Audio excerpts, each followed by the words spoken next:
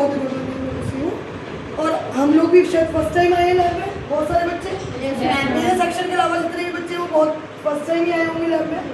तो मैं बस आपको थोड़ा थोड़ा चीज़ें, जैसे जो मेन चीज़ें होती है जो 10th लेवल पे आपको काम आएंगी आने वाले टाइम में, मैं टाइम टू टाइम साल में 1 या 2 बार सारे बच्चों को इकट्ठा करके कोशिश करती हूँ with permission of principal ma'am and teachers कि एक्सपेरिमेंट सबको कलेक्टिवली करा दूँ, स्टेज पे करा देती हूँ। अगर चांस लगा तो वो भी करा दूँ, जैसे कई सारे एक्सपेरिमेंट इकट्ठे करके करा दूँ। पर स्टिल हमें कभी लैब में किसी और टीचर के साथ आना पड़े तो हमें पता होना चाहिए लैब में क्या क्या होता है हमारे पास। ठीक है, ये कुछ हमारे सॉल्ट्स हैं। सॉल्ट्स जो सॉलिड फॉर्म में होते हैं, क्रिस्टलाइन फॉर्म में होते हैं, दानेदार रूप में या पाउडर फॉर्म में होते हैं, वो सॉल्ट्स हमने ऊपर रखे हुए हैं। जैसे ये क्या है, ferrous sulphate crystals.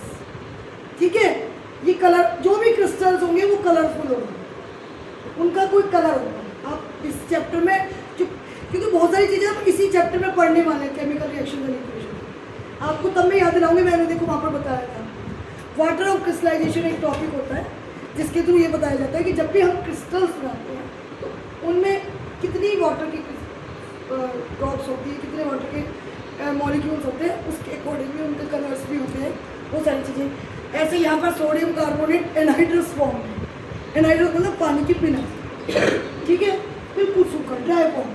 Sodium carbonate नाम सुना है, सोडियम कार्बोनेट। जब आप क्रिस्प्रोस मेथड से फॉर्मूलाज बनाते हो तो उसमें सोडियम कार्बोनेट सुना होगा। ये अमोनियम क्लोराइड है, जो सब्लाइम सब्सटेंसेस होती है उनमें अमोनियम क्लोराइड का नाम सुना होगा, एग्जाम्पल पढ़ते हो गया। सब्लिमेशन वर्ड पढ़ा था पिछले साल, उर्दू पातल है ना, तो उसमें आपने अमोनियम क्लोराइड, जिसके जो डायरेक्ट वेपर्स में कन्वर्ट होता है, सॉलिड से वेपर्स में कन्वर्ट होता है, लिक्विड फॉर्म में कन्वर्ट नहीं होता, डायरेक्टली सॉलिड टू गैस। इस तरह लेड एसिटेट, लेड नाइट्रेट, इस तरह से कुछ सॉल्ट्स है।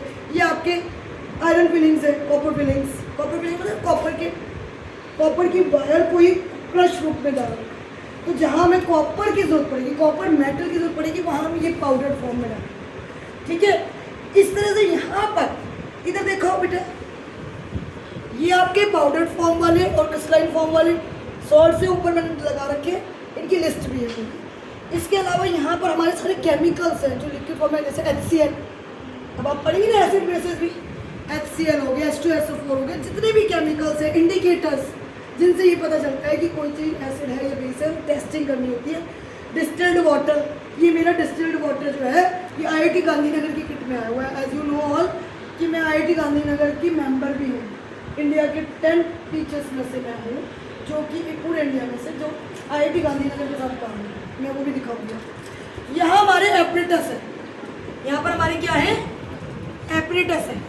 अभी हमने बहुत सारा रिन्यू करना है लैब को, बीच में हम आकर के बच्चों के साथ रिन्यू करेंगे लैब को, थोड़ा और मेंटेन करेंगे। नीचे यहाँ पर मैंने यहाँ पर सारे सॉलिड वाले एपरेटस रख रखे हैं। जैसे ये आपका बर्नर हो गया, ठीक है, बर्नर, ये स्पिरिट बर्नर होता है, स्पिरिट यूज़ करनी पड़ती है, स्पिरिट आजकल मिलती कम है, तो मैंने दूसरा बर्नर ला के रखा। वायर गॉज हो गई, ये स्टैंड्स हो गए गैस पे रखने के लिए, ठीक है, इस तरह की चीज़ें। और यहाँ पर सारे प्यूरेट, पिपेट, ग्लास रॉड्स, कंटेनर्स, इस तरह से कुछ कंटेनर्स यहाँ भी रखे। ये हमारे पास एक मेरा वो पता नहीं कहाँ है बर्नर, मैं अभी देखती हूँ।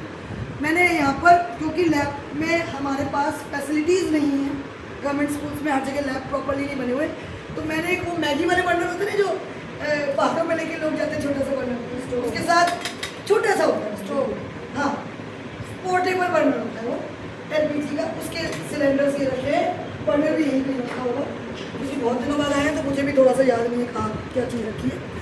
ये हमारा साइंटिस्ट है, बना रखी है मैंने बुक्स की, बच्चों को यूज़ है।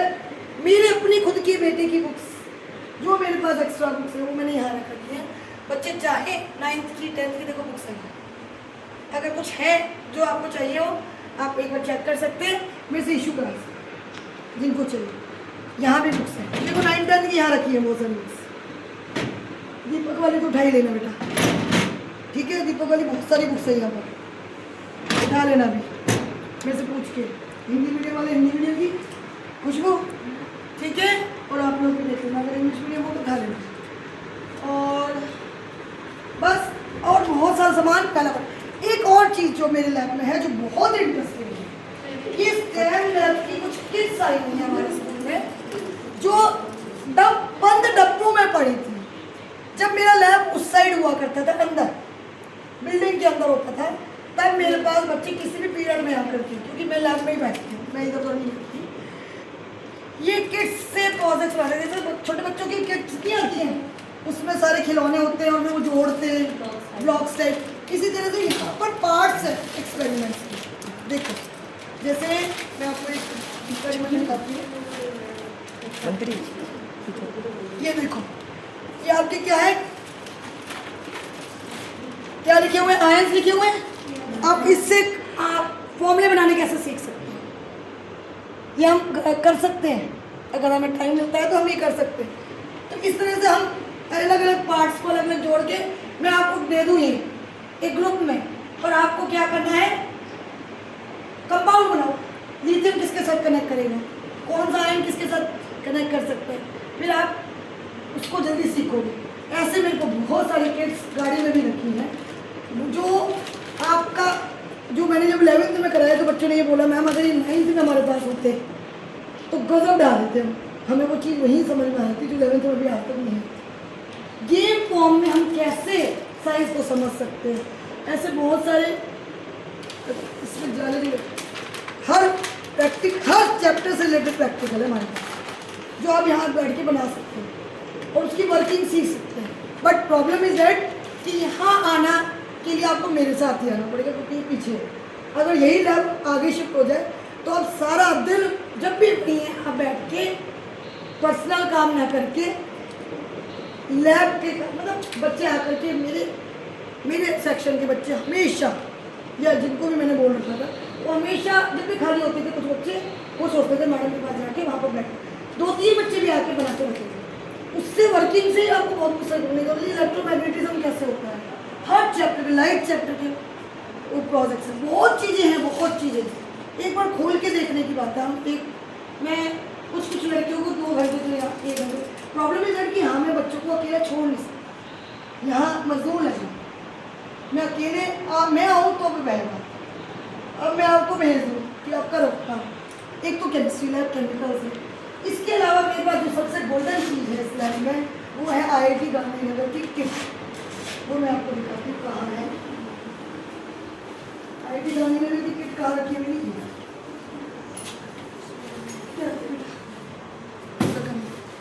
ये IIT गांधीनगर की किट है जो जिसकी किट पर हम लोग काम कर रहे हैं।